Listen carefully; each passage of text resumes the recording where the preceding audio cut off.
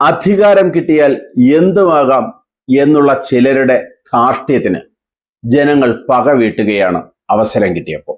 മമതാ ബാനർജിയുടെ കാര്യം തന്നെയാണ് പറയുന്നത്.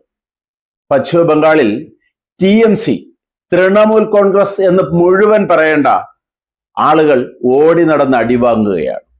ജനം ചീമുട്ടയെറിഞ്ഞ് സ്വീകരിക്കുകയാണ് തൃണമൂൽ കോൺഗ്രസ്സുകാരെ. കാരണം ജനം ധാർഷ്ട്യം സഹിച്ച് മടുത്തു കഴിഞ്ഞു.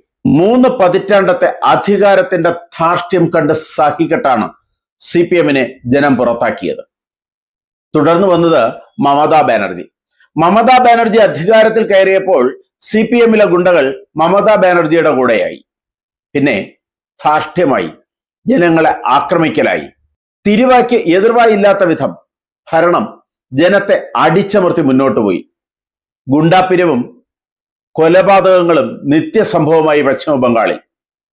ഒപ്പം ബംഗ്ലാദേശികളുടെ കുടിയേറ്റം കൂടിയായപ്പോൾ, വോട്ട് ബാങ്കാക്കിക്കൊണ്ട് ബംഗ്ലാദേശികളുടെ കുടിയേറ്റം കൂടിയായപ്പോൾ ജനം പൊറുതിമുട്ടിയ ജനം ആദ്യം ആക്രമിച്ചത് മമതയുടെ അനന്തരവനായ അഭിഷേക് ബാനർജിയെ തന്നെയാണ്.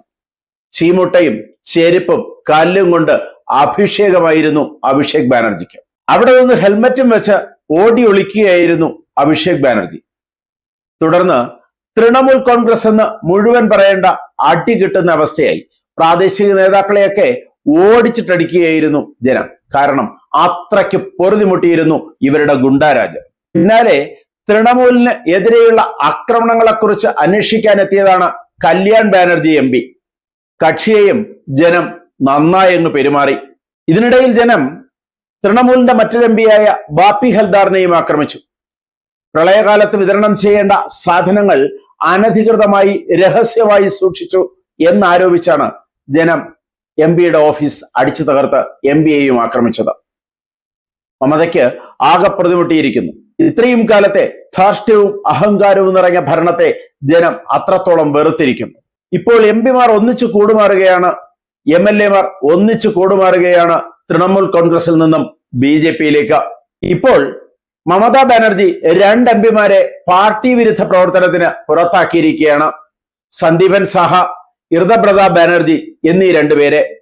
ആകെ പ്രതിസന്ധിയിലാണ് തൃണമൂൽ കോൺഗ്രസ്.